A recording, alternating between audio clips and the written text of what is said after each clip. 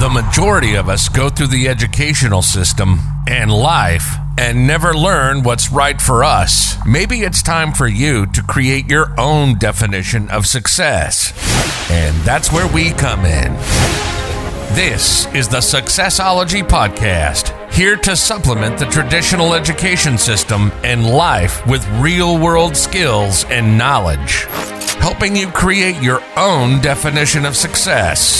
SUCCESSology. Here's your host, Rajdeep Singh.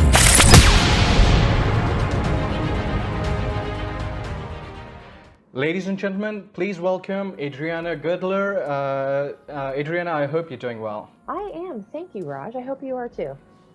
Yes, ma'am, we're trying to, given the situation is quite difficult at the moment, but, it's just about one step at a time. Absolutely. I'm quite excited about this interview because it discusses one of the key themes of our show, which is to sort of allow students and young professionals to develop their own definitions of success rather than trying to achieve success as deemed appropriate by the society, the education system, and even our parents. Absolutely. So sort of to put that into perspective, I wanted my listeners to sort of imagine this. Now, consider you are at point A and you want to reach point B. And point B is success and whatever the personal definition may be. And, we have our handy little compass that helps us along the way. Now, the problem is most of us really don't know how to use the compass because we let forces like feedback from others, opinions of others from the education system and society sort of corrupt the path to point B. So, at the end, it not only takes them longer to reach point B, but when they do reach point B, they aren't really satisfied because they've spent their entire life pursuing someone else's definition of success. Yeah, that's, and it's not just young people who do this. I think a lot of people do this. And what I say is, particularly now in the world that we live in with all of the social media, I say we have what I call white noise of life. So there's this white noise going on constantly, and we can get very distracted by that. And what I mean by the white noise of life, it's like all of the social media that we're supposed to be getting into, the likes, the dings, the bings, these expectations, and this quickness of instant gratification. And so we sometimes pursue outwardly what we think we should be pursuing because we're kind of shown to us through magazines, social media, our parents' expectations, all of that stuff as to what we should be going after. And I think what people forget, if you really want to get to point B, the only person who knows what that is you. And what people don't do is they look outwardly to find out what that is, when actually the answer is you got to look inward. Who am I? What do I want? What do I represent? And to be able to understand that what we see out there is just that. It's a preconceived, fabricated notion that's really sold to us. And it's not necessarily the definition of success because there's a lot of people, quote unquote, successful, right? And you can say we're told to be successful with money and homes and stuff like that, that really aren't happy. And so the question is, are they truly successful? Because success is something that is when you wake up, you have peace, you have joy, there is this calmness around what you're doing and a connectivity to what's going around you, where there's no regrets. There's no questioning. If anything, there's excitement for life. That's success. And we've forgotten that. I absolutely love that because you've, I think, just given a word to describe what we're trying to achieve, which is to sort of, let people recognize that what you perceive as success is just white noise. Instead of finding the answer outside, you have to turn inwards. And, as Stephen Covey said, he says to begin with the end in mind. And that's why I believe having a vision and a mission is so important in life. But sort of before we sort of get into that, I'm very excited to know about your journey and how you became so passionate about this subject. Interestingly enough, I became passionate of this subject because long time ago, when I was 18, I really got into what was a Franklin Planner system, which was about organizing your time and just kind of organizing your life. And then through actually the Covey purchased that system, and then they started bringing goal setting with that. So that was really right up my alley. It's like, oh my goodness, I love this goal setting aspect. So I've always resonated with that. It was like, oh my goodness, I really can connect with trying to move forward in my life by putting these goals out there and trying to break them down in a very manageable chunk so you can actually achieve them, knowing that, every step you take in life should lead you towards a goal. You should, time is precious. You don't waste it, but to do it in a way where it doesn't feel overwhelming, which is probably why I do project management, because that's very much what project management does, right? It takes a look at big goals and breaks them down and get them moving into manageable chunks. So, having that end in mind is extremely important. And that's kind of how I started my journey, was kind of through that system. Now, what really catapulted it for me was I followed everything. I actually had a really lovely vision statement I wrote. And when I opened up my company, I had one in front of me. It was in front of my computer, written on a piece of paper. And what I realized as I was, starting my company is that here I had this vision in front of me that was supposed to motivate me, yet I wasn't looking at it. Not because it wasn't there and it wasn't written down. It was just words. And what happens is we gloss over words. It becomes, so I wasn't focusing my attention on it.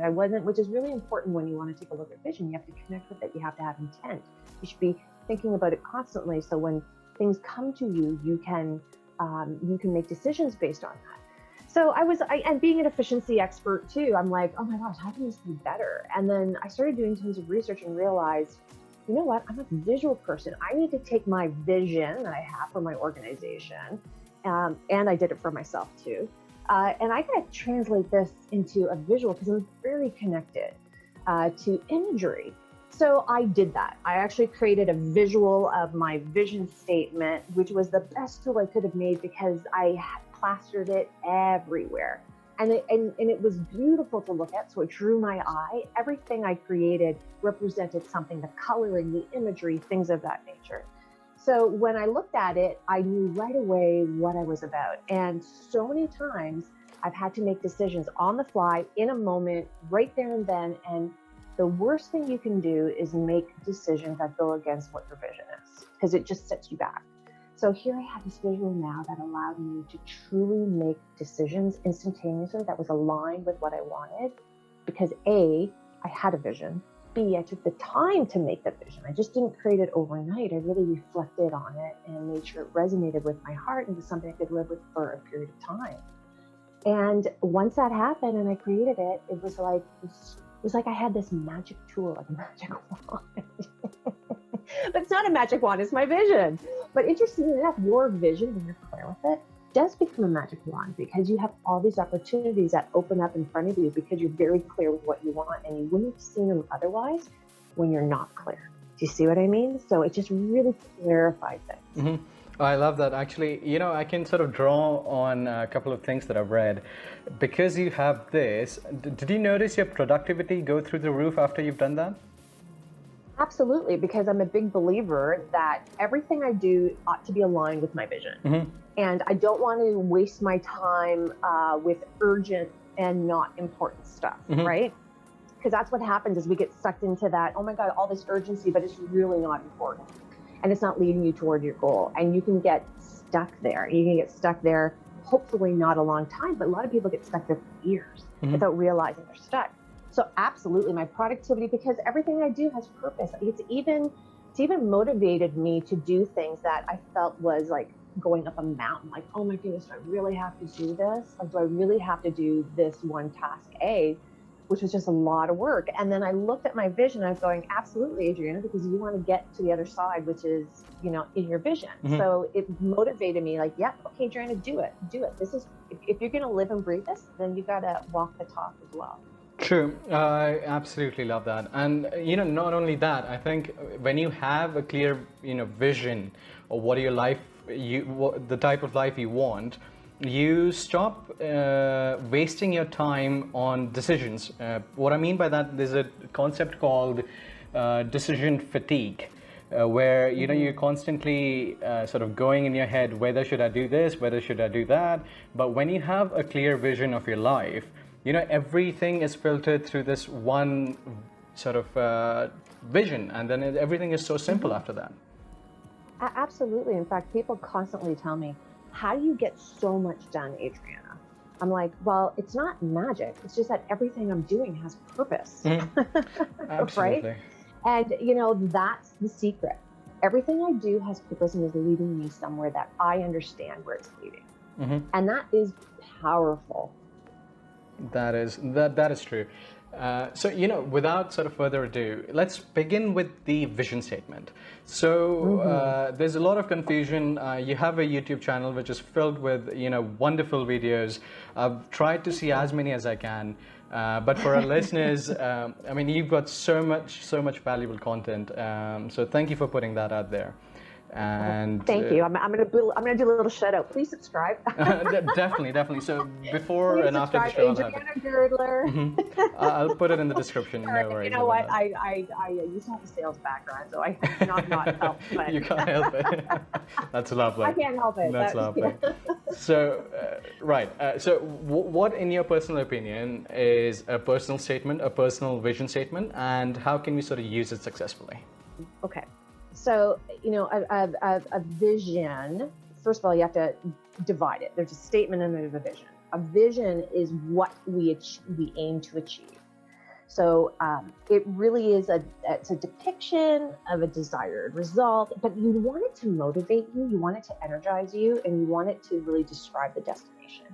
I think sometimes, and then you put it into a statement, and really, I kind of like to say 10 to 15 years from now, what is your vision of how you see yourself? And it really ought not to be about, I want a house, I want this, because it's not about the material per se. It's about how do you see yourself?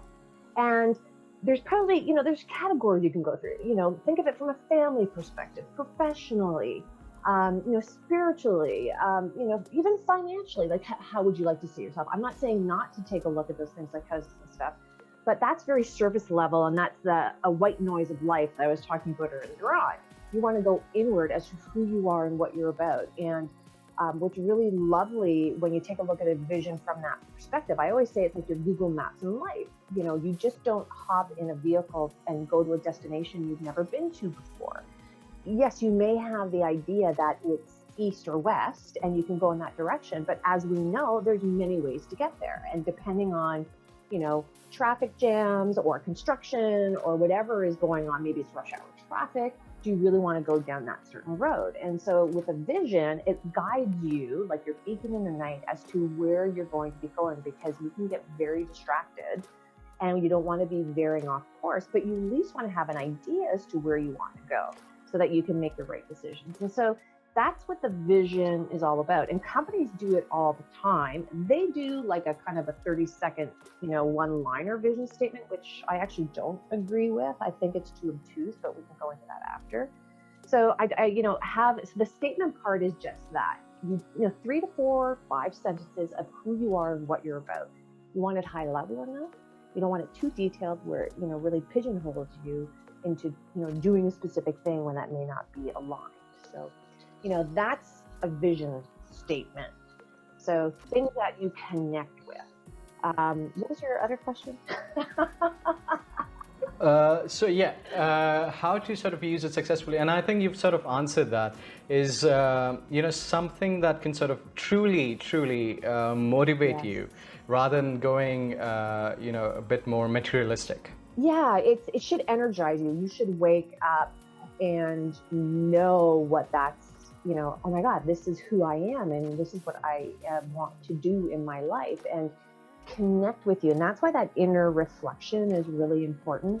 And I think that's why some people don't do it, because they're really afraid to look inwardly and ask some hard questions, because sometimes, depending on how old you are, the older you get and you haven't done inner work, sometimes the harder it is to do the inner work, because you're going to have to really reflect on decisions and scenarios and situations that you made in your life and chose in your life, whether you understood it or not.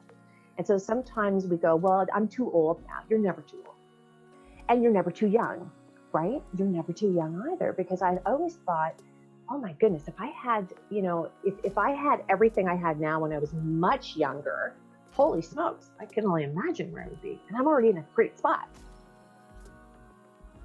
So as you mentioned, the inward, it's harder as you get older, it's difficult to change. And there's actually studies on this which mention up till 18 years, it's usually quite easy to change. But after that, it becomes harder and harder and harder. And the only way to change is through pain. And this was said by a gentleman, Mr. Ty Lopez. Have you heard of him? So he says Yeah. There's a good quote on it. Yeah. Yeah. So say someone who's, say 35, 40, for example. I mean, I personally know, say I've asked my father to change a couple of times to no avail. But say if he wanted to make a personal change, how can that sort of demographic go about it? Okay. So there's a quote based on what you just said. So in order to change, and please forgive me if I'm getting this wrong, in order to change, the pain of remaining the same must be greater than the pain of change. So the pain of remaining the same must be greater than the pain of change. Then people get motivated to change. It's a very small percentage of individuals who embrace change and who love it and jump into the deep end 2 feet regarding change. Because there's a lot of faith with that. You have to have faith in yourself, confidence in yourself, and you have to really know who you are, which is why the inner work is really important. So for individuals who feel, here's what happens when you're 35, 40, is you start to reflect on what you've done and you realize, gosh, we don't ask ourselves, did I make enough money? Although that's in the back of our mind, don't get me wrong. We do need to survive, and in our world, currency is the method that we use in order to survive and get our basic needs met, and ideally some additional needs met. So yes, we think of the currency portion, but a lot of people say, am I happy? Am I fulfilled? Isn't there more to this than just this? Because this is, and that's where I think people are at. And so if you're in that age group, it's like, okay, do you really want to change? And I find a lot of people, I get people who say to me, oh, Adriana, look at you, you left an organization, a great job, you started your own company. Yeah, but you had a safety net. No, I didn't have a safety net. I just took the leap of faith.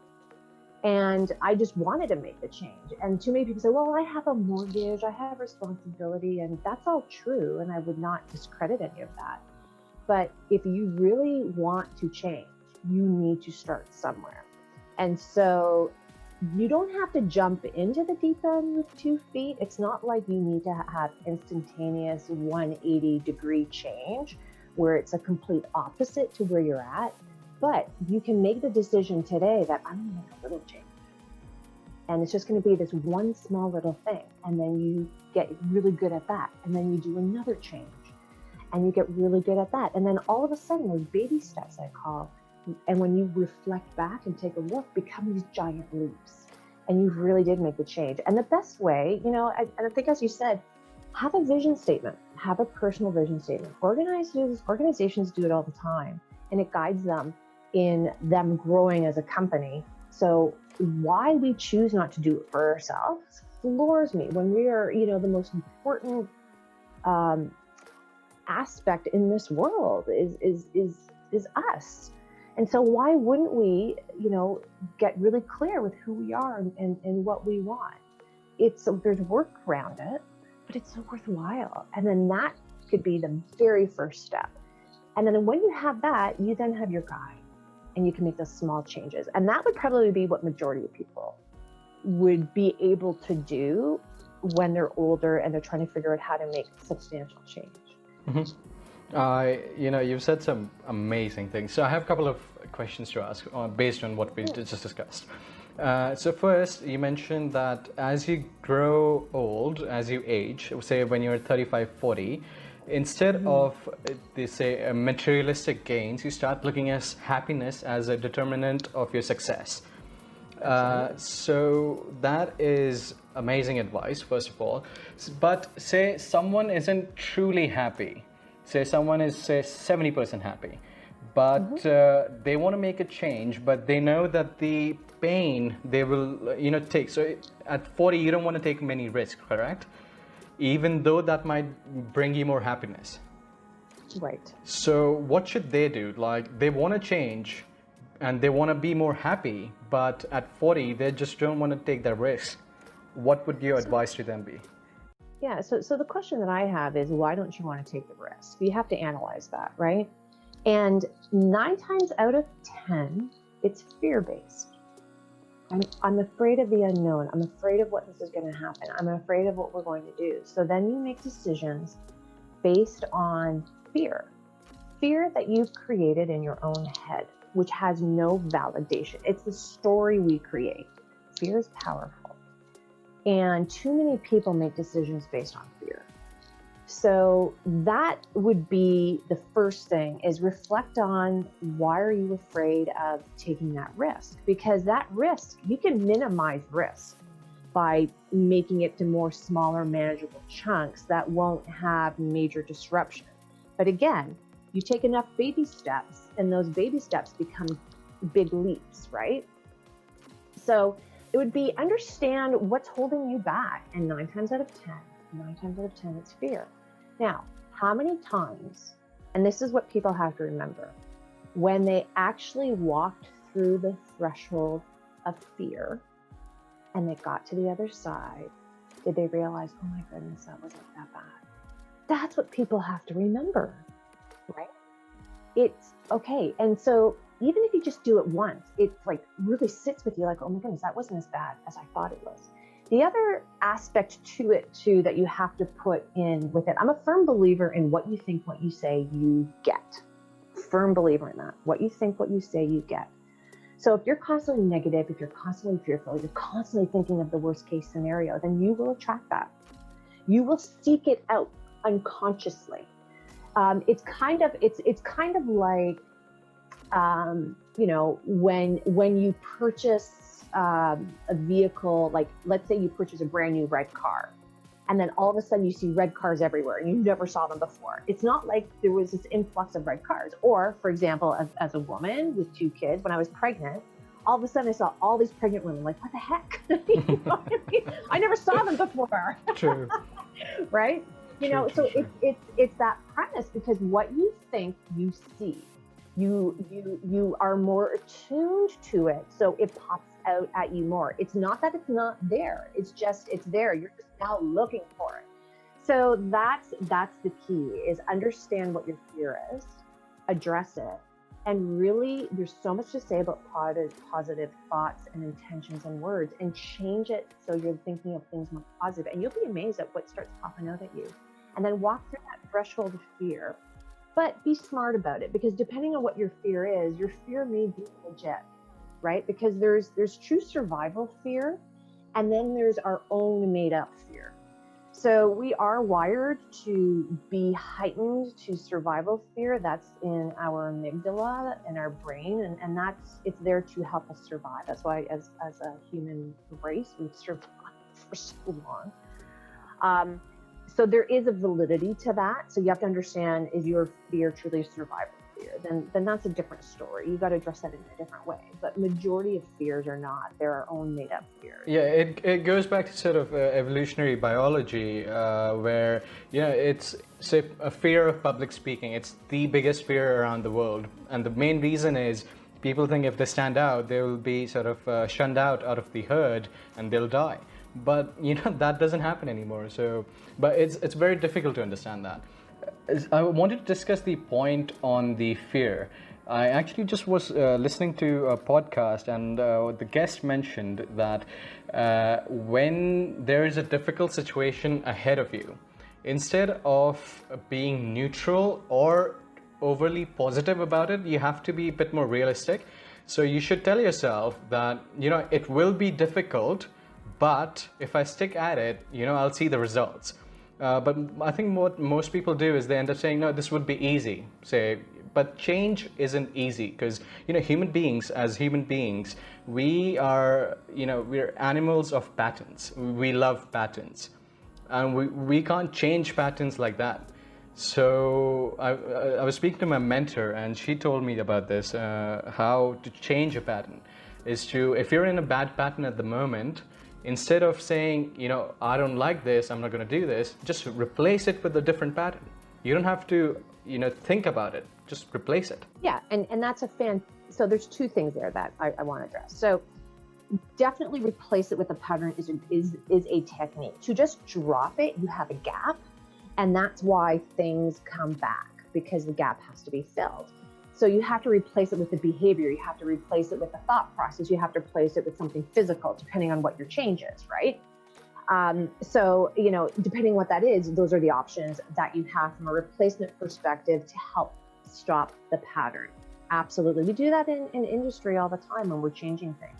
You just don't leave the gap. You have to fill it in with something else or streamline it so that activity that you got rid of doesn't occur anymore. So it's the same thing with humans. Absolutely. Sorry, if you hear any jingling in the background, that's my little dog. She just came in my I actually office. have you won't believe, I have a 4-month-old beagle at my home. That must be adorable. And it's like, you have to be so careful. So for our interview, I didn't let him sleep the entire day because I know he'd walk around and make all kinds of noise. So I kept him awake, and I made him to go bed at like 5:30. Well, being a puppy is so I can relate. Yeah, I just have to keep her, the door open ajar. Otherwise, she'll scratch at it, bark, and this way she's acknowledging me, and now she'll be happy. She'll go away, and that's exactly what she's doing. She's like, okay, I see. So then to go back to the first part of what you said about change hard, I would challenge that, and I base it on what I said earlier on. What we think, what we say, we attract. So I'm not saying that things aren't challenging. I'm not saying that everything is easy, because I think there's a part of me intellectually that says, well, that's delusional. However, there's a part of me that knows through experience and intuitively that if you're connected to your vision, which is your purpose in life, that's ultimately what your vision statement is. It's your purpose in life. If you're connected to that, then, and you have lofty goals, because that's what you want with your vision statement, right? So, that's your purpose. It's kind of like the example I give, so people understand it. A vision, definition of a vision, if you want an example, is when JFK back in the early 60s said he wanted to land a man on the moon and return him back safely by the end of the decade. No one was doing that. Yeah, there was a space war going on between Russia and the US at that time, but no one did it. So that's a vision. It's lofty. It's forcing you to really not have a low bar, but have a high bar and really move yourself towards it. So your vision should be like that. It should be, I can't attain it yet, but I can do my stepping stones in order to attain it. So and that's your purpose. That's your purpose in your life. Why am I here? And what am I meant to do? And what's my vision that I want in my life? And how do I connect it to me inwardly on a very heartfelt, compassionate center of who I am as a human being? My soul purpose. I even connected to that. So if you do that and you're connected to it and you're really, then interestingly enough, life gets easy. There's work, and it's not to say I don't work a lot or hard, because some people say, my God, Adriana, you work all the time. And I say, well, actually, I don't feel like it's work. I sometimes have to take a step back and look at my vision and realize, whoa, like your family life is important, Adriana. Like I can get lost in what I do, because I love it so much. I'm so connected to it. I'm constantly creating and thinking. So it's not hard. Someone on the outside may look like, oh my goodness, she's working a lot. Do you see what I mean? Like, so I really want to be careful when people say change is hard, because change is hard when you're not connected to it and you're forced into it. Damn straight it's hard. Absolutely. But when you're connected with something, it's not hard, because it doesn't feel hard. It may take time. Time is different than hard. Do you see what I mean? It may take time to get there, but that doesn't mean it's hard. So, you know, be careful, because what we think, what we say impacts. Now, you know, people can say, oh, don't be too Pollyannish, and Pollyannish is a terminology being, you know, too overly positive and, you know, looking at life with kind of like the rose-colored glasses where everything is fine. You know, I think there's times you have to look at life like that. Like, think of what's going on in the world, because it can drag you down. And so in order to not get sucked into that negativity, which will spin you out and will derail you from your overarching goals, you've got to look at the positivity. There is a lot of positivity out there in this world. This world that we live in is a combination of good, bad, bliss, ugliness, a whole bunch of stuff, but it doesn't make it any of it bad. It's just that how you look at it and how's my connectivity to it. And do I have a purpose around any of this? So just, you know, be very careful with thinking change is hard. If we're connected, it doesn't feel hard. If we're not connected to the change, it feels really hard.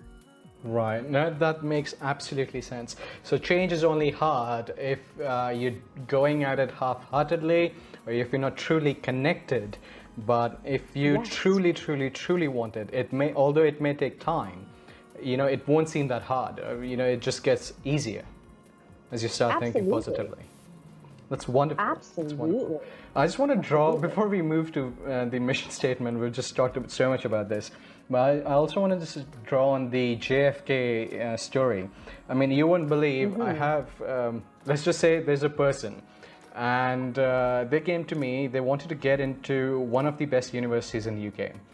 But they told me that, so I told them, if you want to go there, you need to get, say, 95%. That was like my assumption, right? So I told them, you get this much, and you probably, along with your other curricular activities, you'll have a fighting chance. So they told me that, you know, I can never do that. And it pissed me off so much. And I'm like, and that's the story I used. I was like, can you imagine if JFK said, okay, we're going to put a man on the moon. It may take 10, 20 years. Hopefully we'll get him there. Like, how would he ever, you know, how he would have ever... You can't motivate anybody. It doesn't happen, right? So you have to be so convinced that the situations, the, you know, everything around you sort of falls in line with that. And then you sort of move slowly towards your destination. So it's interesting. I would have said to that person, you're right. But when they said, there's no way I'm going to get in, I'll say, well, you're right. That's what I said. I was like, you can't do that. Because you believe it. You believe you can't get in. And it's interesting because, you know, there's another side to this desire, right? Desire. You know, the question is, well, then how much do you desire that? Right? And is it aligned with your purpose? Maybe this is why you need to experience things and really reflect on what you want and who you are and ensure that it's connected inward. Because sometimes we pursue stuff, we think it's connected to our purpose, we think it's the right path, but then we realize that, oh my God, I didn't get in. So, my purpose is, you know, it's terrible, it's not a lot, but no, you just picked the wrong thing. Or that was the lesson you needed to learn in order to get you on the right path. So, you know, don't look, you know, at those things as a negative, but challenge yourself. Well, you know, yeah, if it's difficult, there's still percentage of people who get in. You could be one of those people if it's aligned and you have the purpose and the passion and the drive and the discipline in order to get that done. But if that's a roadblock for you and you have it in your vision and that's what you want to do and you're already setting up the first barrier of, oh, that's too hard, well, then I would challenge the person to say, well, then that's not, you should really re-examine your vision because you are ready without even starting, put up the first roadblock. Sure, that makes 100% sense. You know, I can talk about this forever, but let's it's a very interesting topic as well. It is. It's an important topic, actually. It is. I mean, it's like, you know, if you want to build a skyscraper, as long as the building is, you have to dig as deep as possible, unless, you know, it'll tip over. And so what is a mission statement? So I think people get this wrong all the time. This is a personal, absolutely, and there's so many definitions out there. Like if you were to go on the internet, even in business books, vision statements and mission statements contradict each other all the time. They both kind of swap the definition. So this is why I think people are so confused. So some people think a mission statement is a business statement. And, this is how I explain it. Think of it in this terminology. When I say this terminology, people then get it. And it makes more sense. So let's go to JFK again. JFK's vision was to land a man on the moon by the end of the decade and return him safely home. Wow. That is a vision. Like, that is out there. It is a lofty goal. It's really going to stretch you, but it's exciting, slightly fearful, and a little bit intimidating, right? But that's okay, because it's also motivating. It's like a positive inspiration. It's like, oh my God, how can I get there? How can I get there? The mission, he had multiple missions that he built off of each other in order to achieve the vision. So he had many missions in order, little mini space missions in order for ultimately getting the man on the moon. They would send a pod without anybody in it. They'd send animals in it. Do you see me? Before they got to their final. So and every single time they had that mission, they learned from it, and they built and grew. And so it's kind of like a stepping stone. So missions are just that. They are how you're going to do it. It's the how, not the what. The what of what you want is the vision. How are you going to get your vision on the mission? So mission statements to me are short term, 2 to 3 years. And it describes the approach you're going to take to reach the vision for that period of time. And your vision doesn't change. It shouldn't change. If you're changing your vision all the time, oh my God, that's very confusing. Because you need long-term goals and there's some long-term things you have to do, but the mission can change every couple of years. Once you achieve the mission objectives, you can then change a brand new one. It's kind of like a roadmap, and you learn from those mission statements. So like my personal vision it was a stretched, lofty goal. And, but I didn't jump to it immediately. I had to have these many missions in order to get me there. So that's the biggest differentiation between the two. To me, personally, I think vision statements are more important than mission statements, because your mission statement can be transferred to strategic objectives and goals quite easily versus having a mission statement. So do you need to have both? No. Could you have both? Sure. Does it sometimes become a little confusing for people because vision mission statements are confusing? Yes. Because you want to be very locked in your vision and be a little more grounded as to how you're going to do it for a period of time. So, that's the difference with the mission. So sometimes I say just stick with your vision, which is what you really need. It's your beacon in the night. You want to get people motivated and excited, even for yourself personally, but then get really good at your strategic plan, right? Your objectives of what you're going to work on that year and the next, and your long-term goals and objectives, which are easily transferable to a mission. So, I'm about streamlining and removing waste in the system. And that, to me, mission statements, I would personally deem as a waste, because it's too confusing for people between a vision and a mission. And I think a vision statement really locks it down as to where you want to go, the what, and then just create your objectives and strategies, which is extremely transferable for people as well, right? What's your strategy in order to get you to a personal vision statement? You do need a strategy. You just can't do it willy-nilly. What do you want? How are you going to take those steps? If you have a lofty goal of, being, let's say, a writer, well, then are you going to jump into writing a book right away? Or are you going to look at the credibility of becoming, maybe writing articles, starting with blogs, maybe reaching out, trying to get into a paper, whatever it may be, right? But there's these stepping stones that you take with ultimately to get you where you want to go. Mm-hmm. I mean, if I could clap right now, because you've simplified it so much. I was working on the vision statement and it was so confusing with the mission statement. So just to sort of recap, vision statement is your what, and I think I would probably even add the why and the what of what you want to do. Absolutely. Yeah. Absolutely. And then your mission statement is sort of how you go about doing it. And you don't necessarily need a mission statement. You can just have a vision statement, but be strategic about it. So have a plan. The plan could be a mission statement. So I think what the confusion is, boiling down the plan into say 2 or 3 lines. I think that's what confuses people. And that's what confused me. Absolutely. And I see it all the time. Like I read people's mission statements and I'm like, oh my God, like companies. I'm like, oh my God, that's a vision statement. That's not a mission statement. But again, there's just so much confusion around it. And then people kind of get defensive around it too. Like, no, I'm like, oh, whatever. Keep it then, keep it. If it works for you, it doesn't matter to me what you call it. But, like there is a distinction between the two. And a vision to me is more lofty than a mission statement, because a mission statement is the how. And I rather really focus on my strategic plan in order to get me to my what and why I do it. Perfect. With these two things, the vision statement and the mission statement, so I believe we have an accurate picture of where we want to go. But along yeah, well, let's hope so.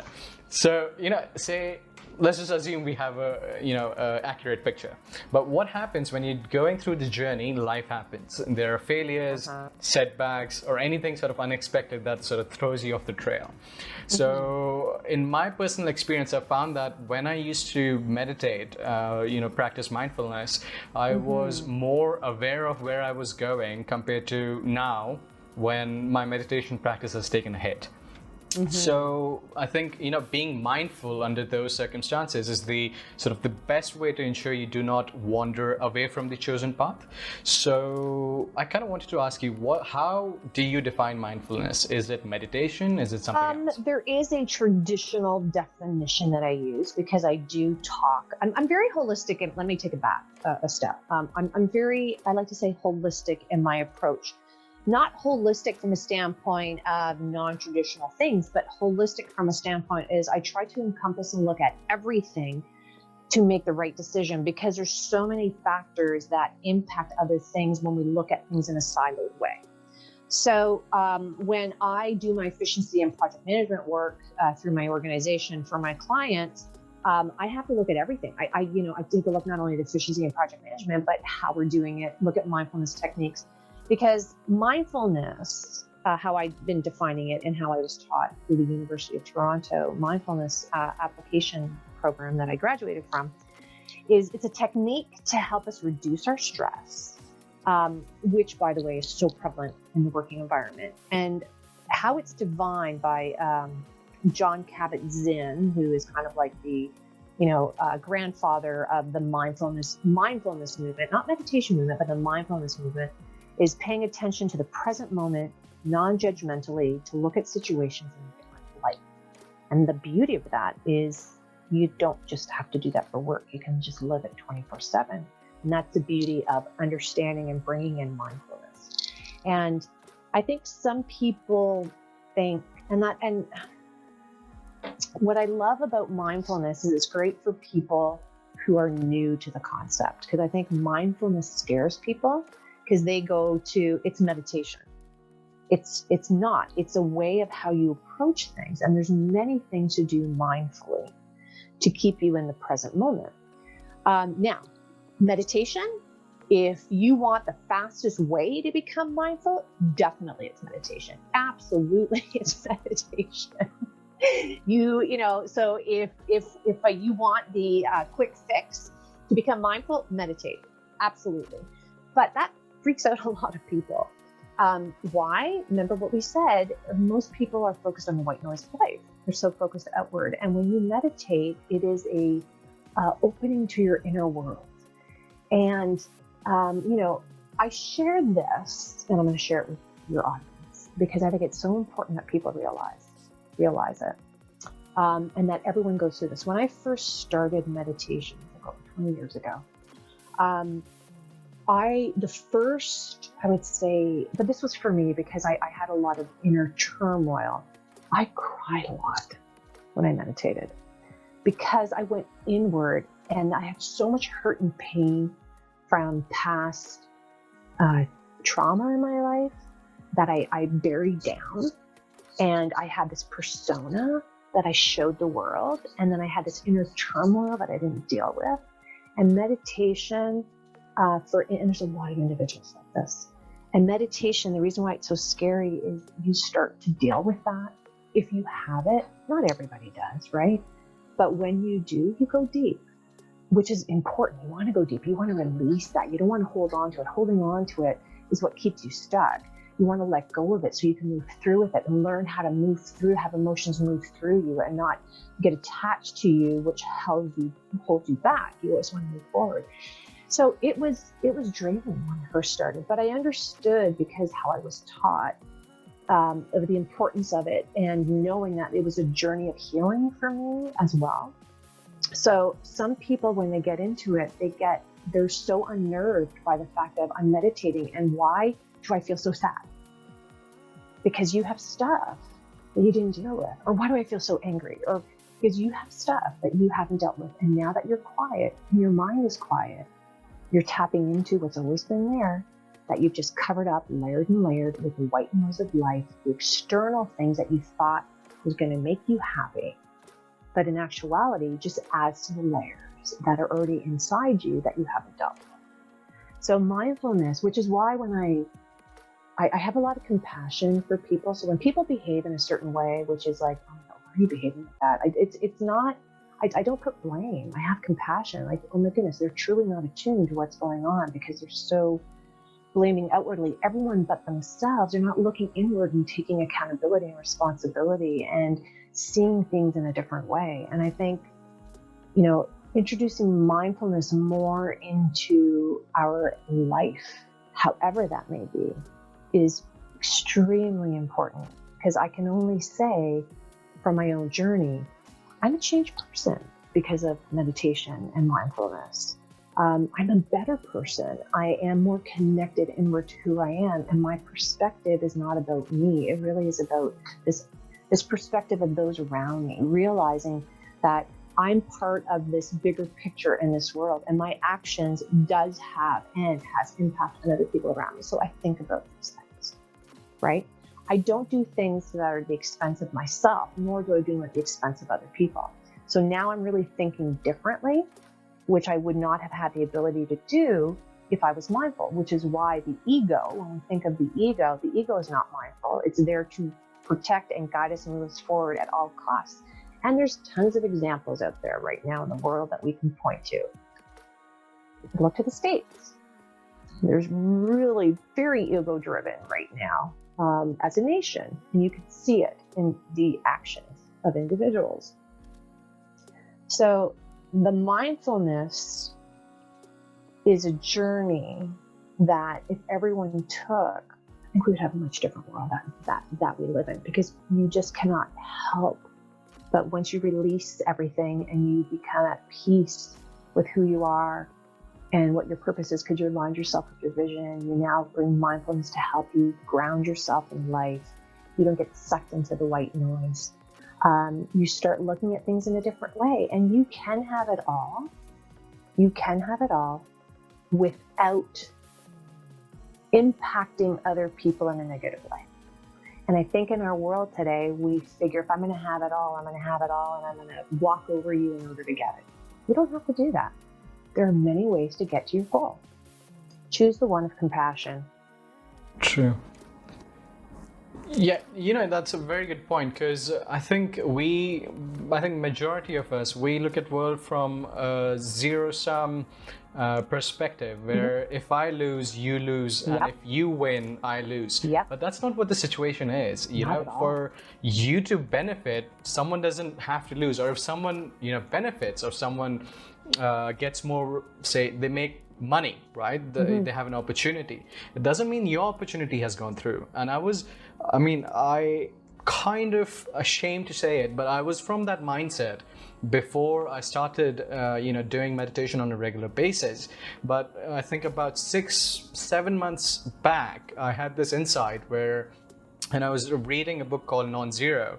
And that's when I started sort of combining that with mindfulness. And I sort of realized, like, for you to win, no one else has to lose, and if they win, you don't lose anything. You're better off if you enjoy their success rather than sort of dreading that they were successful. There is enough for everybody, and that's part of the mentality too, I think, with all the white noise, is we are told there's not enough for everybody.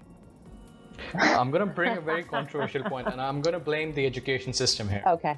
Because it's not even blame, it is what it is, right? Even though it's unconscious, we're always taught to be in the first, like 1, 2, 3. That's how the class, your grades work, right? And so from a very young age, you're taught that if someone is better than you, then they're winning. They're winning at something, and you're losing. But that's not how the real world works. There's a very big disconnect between the education system and how the real world works.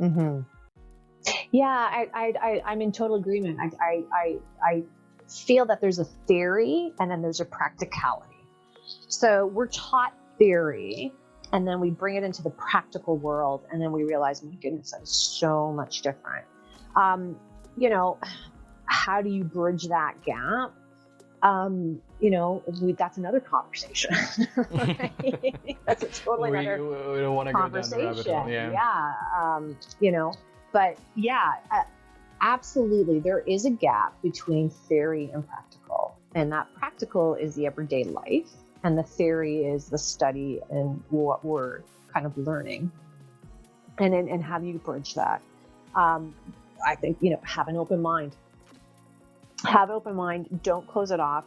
Have an opinion, but be open to what other people are saying. I think in our day and age, it's okay to agree to disagree when it's done in a respectful way. And, I may not like everything I hear, but I will force myself to listen to all opinions so I can get a better understanding of people's thought process, because then I can make a better informed decision. And there's some times where I may have an opinion on someone or something, and it's very surface level on my part because I heard bits and pieces outwardly of what's going on, and then I actually and I had a preconceived notion based on that. Don't like that person. And then I listen in more detail to maybe some conversations that are going to take a lot more time, and I gain more insight, because it's all complex. Nothing is so black and white. There's so many shades of gray. There's a complexity to human beings, and human beings grow and learn. And someone may have been one way at a certain point in time, and through experiences and events could grow into a different person. And yet, we want to pigeonhole people. We want to put them in a nice little box, tie it up and throw it out and not give anybody a chance. It's quite interesting, the society we're living in right now. That's why mindfulness is so important. That's why your vision statement and your purpose in life is so important, getting connected to that, because people are going to put you in a box, and you can either accept it and let them dictate and disempower you, or you can empower yourself and saying, I don't believe that.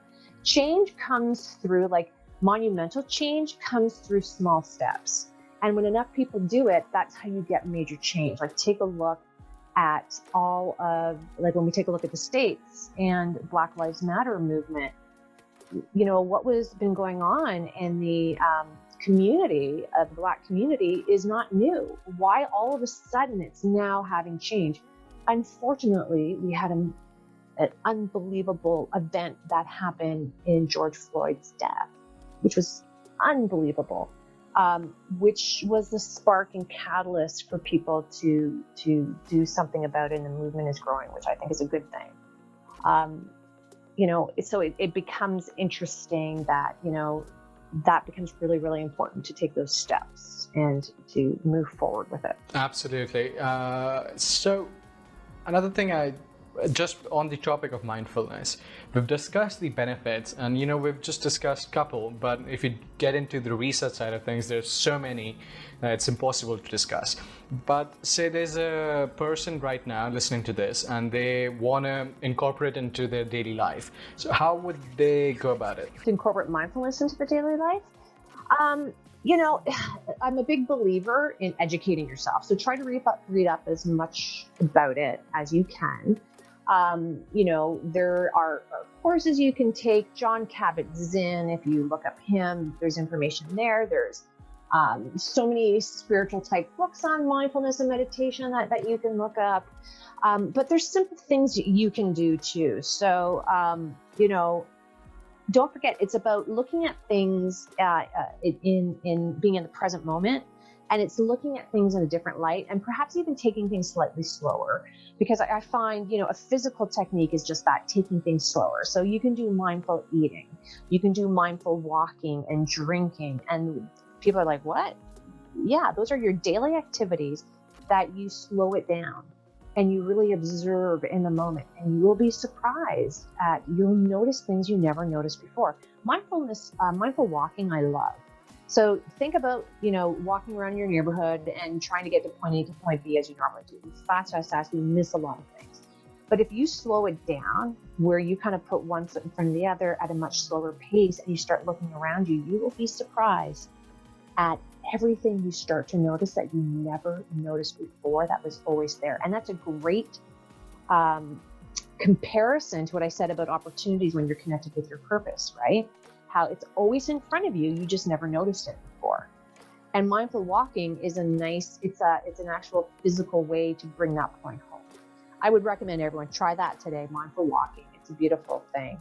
And just, other things too, like have a mindful minute. Start off your day not hopping on electronics, but take 3 minutes and just take some deep breaths. Mm-hmm. And that's all it takes, small change over a period of time to make a big change. Yeah. When you're eating, don't have your device in front of you. Like, when was the last time we ate without looking at a video? When we were kids. And the saddest thing is, in kids now, the iPad and everything, they have it constantly. I know. I know. So even just being able to do that, where you have your food and you're eating slowly, and you're tasting everything, you're not swallowing it, and you're taking more chews than you normally would, and you're tasting your food and you don't have any distractions and you're focused on that. That's mindfulness. So there's so many things you can do which is why I say mindfulness is not just about meditation, right? It's about being in the present moment, looking at things non-judgmentally, experiencing it for what it is, and getting tons of aha moments, because we are so distracted with that white noise of life. We don't see half the things that are going on. And then you realize how big the world actually is and how beautiful it is and how we're connected to it. And then that brings about change in you as an individual, as how you start to look at things and people around you. Compassion is a beautiful thing that comes out of mindfulness, and this world needs more compassion, because when you have compassion for yourself, which is really important, because people can't have compassion for other people if they don't have compassion for themselves. So you need to have compassion for yourself to have compassion for people around you. And then you just don't take things in the same way. You don't get offended about stuff because you understand that they may be in a spot that, has nothing to do with you. You just so happen to be there at that time and they took it out on you, but it has nothing to do with you. And so therefore you have forgiveness for them. And if not, you may even reach out and say, hey, instead of yelling back at them, is everything okay?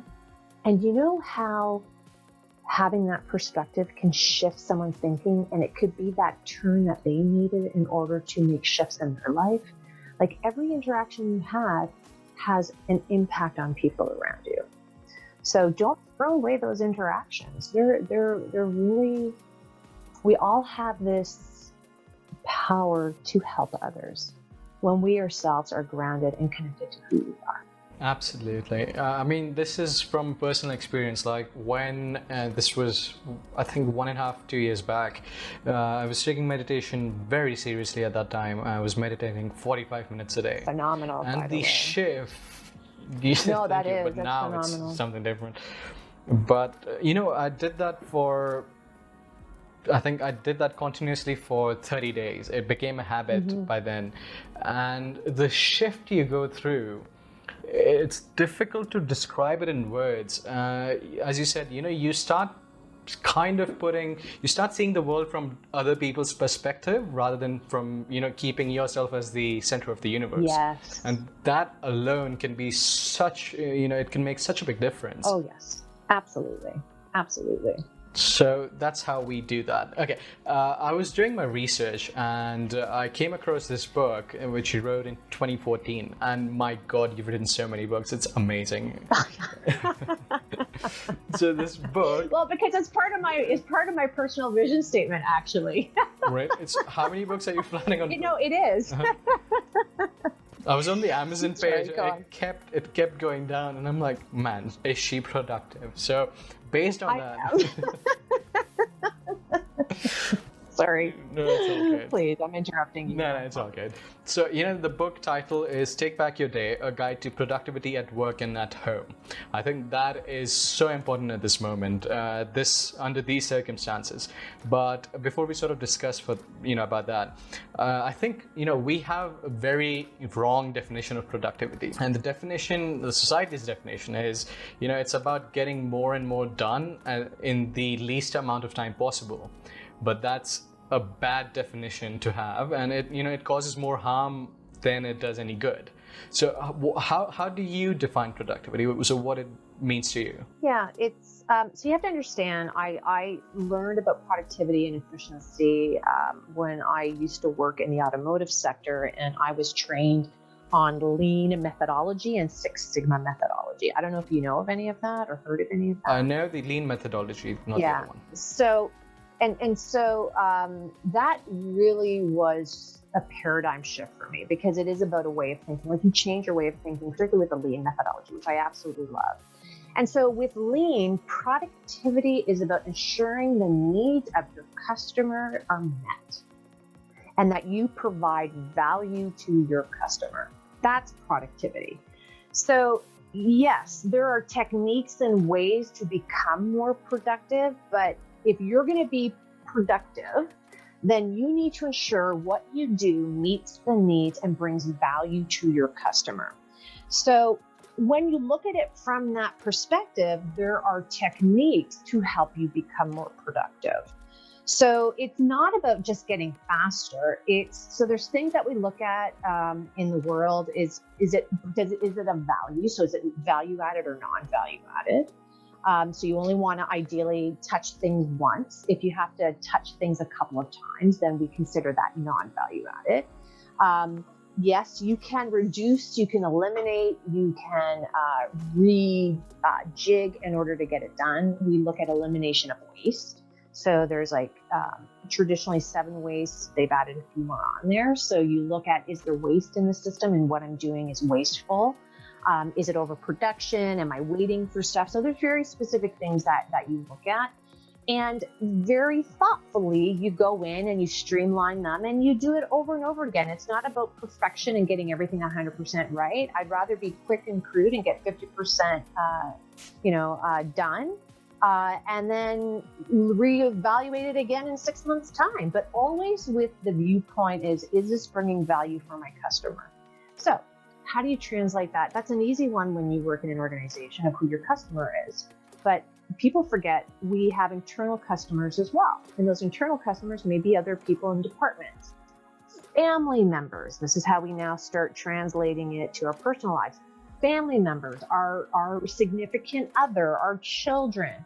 When you start looking at life, yes, I want to be productive, but it's like anything in life. Do you do it at the expense of other people? No, you always do it with what I'm doing. That's why you got to look at things holistically. You can't look at things siloed, because too many times we make improvements and they impact other people. Well, then there's no improvement in that. Mm-hmm.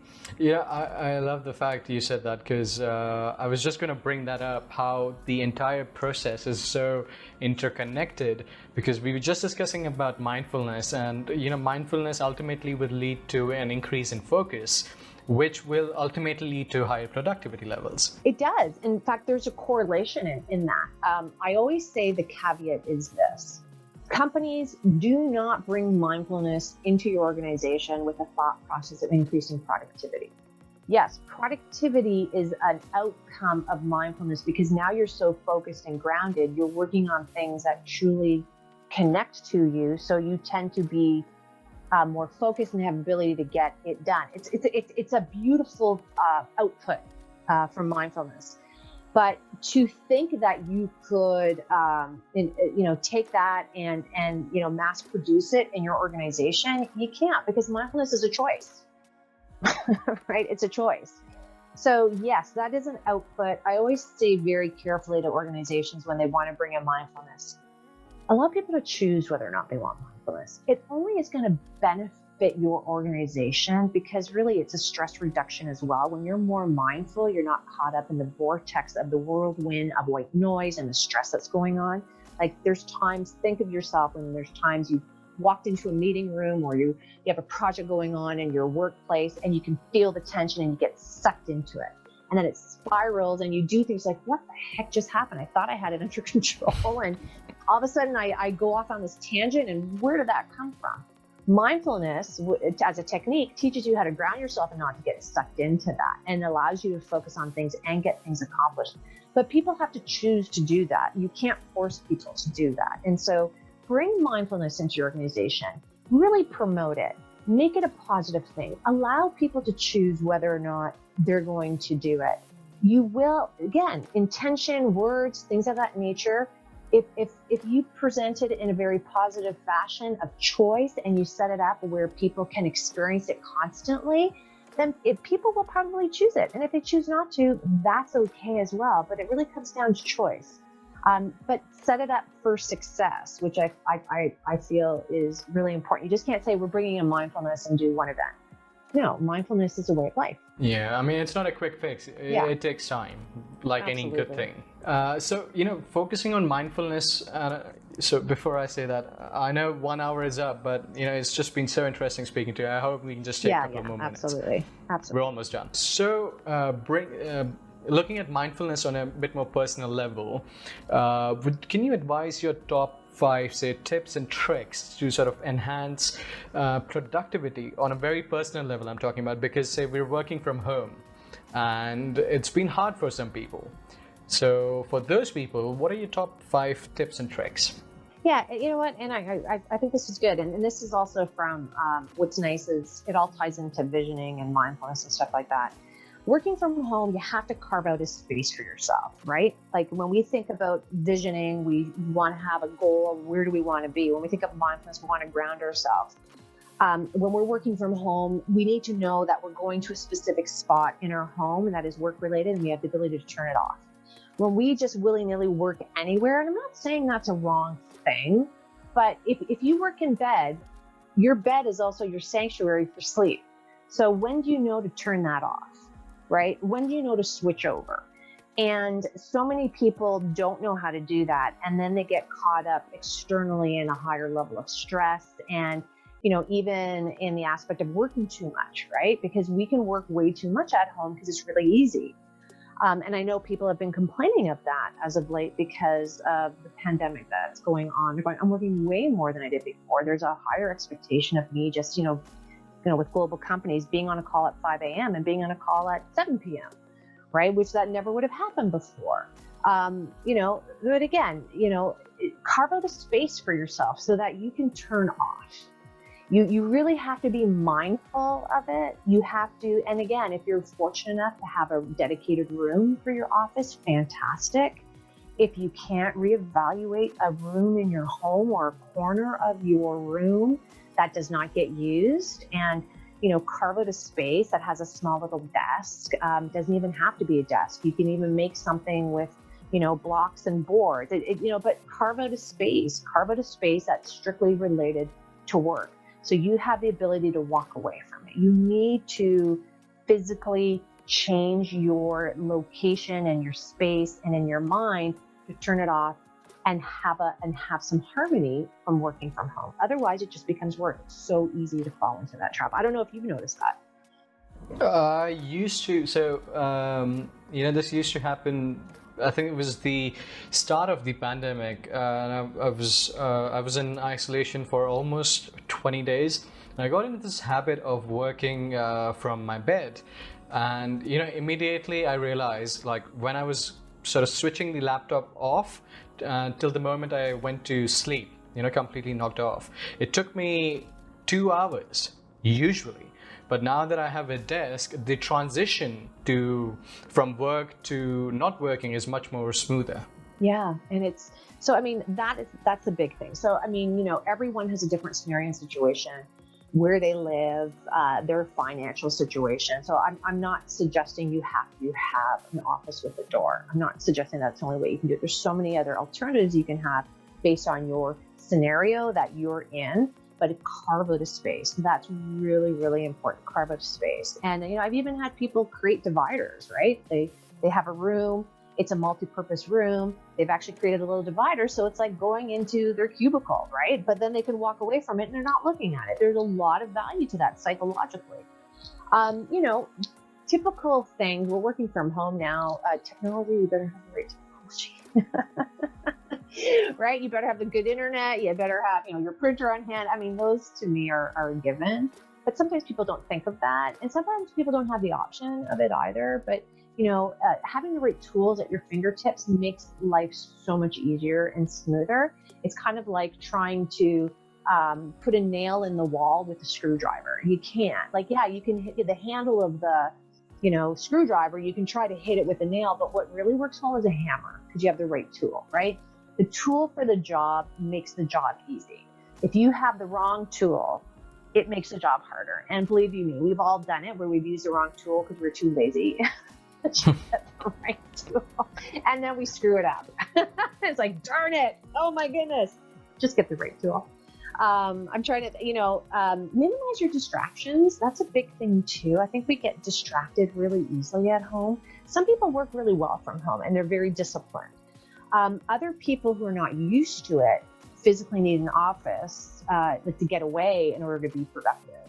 But you have to minimize your distractions. So, know what they are, understand who you are, how you behave, how you react. If you have to,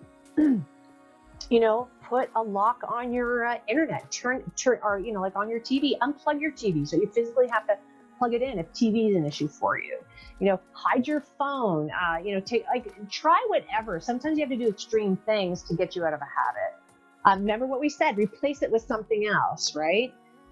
You may want to have a timer and you may want to just say, only at lunch, which we shouldn't want to have a mindful lunch, but let's say I'm just going to watch Netflix. Netflix is so, Netflix is dangerous. You have no idea.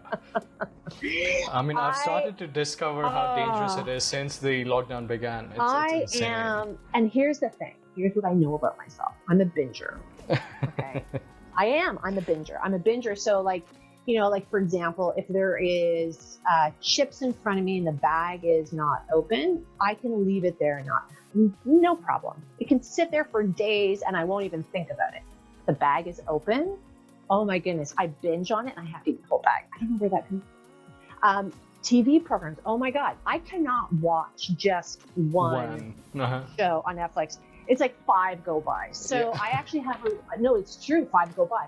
I actually have a rule now that I don't do any Netflix until the end of the day. So I may not get on my Netflix till 9 o'clock at night, 10 o'clock at night, because then I can binge, right? And it's not impacting me because, I know what I want out of life. I'm connected to my purpose. I realize I have deliverables and goals and, objectives to accomplish. And so, if I binge during the day, it only hurts me. Right. And so, I love myself. I'm not going to hurt myself. You know what I mean? That's true. I mean, when it sort of comes to Netflix, it's not, I mean, you try and control, but the ending of each episode is Jesus, you have to know what happens next. It's life and death. I know. It's so funny. I now really have a total appreciation for when the olden days, quote unquote, the olden days when, a show would come out every week, because I had the ability to let it go.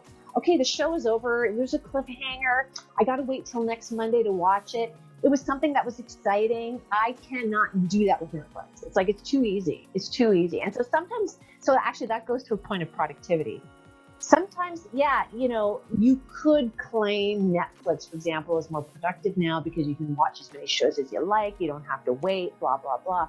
But, in actuality, I don't know if it's productive. It's actually counterproductive. But yet, I think we have a lot of things presented to us nowadays to be productive when in reality, they're counterproductive when you truly examine them.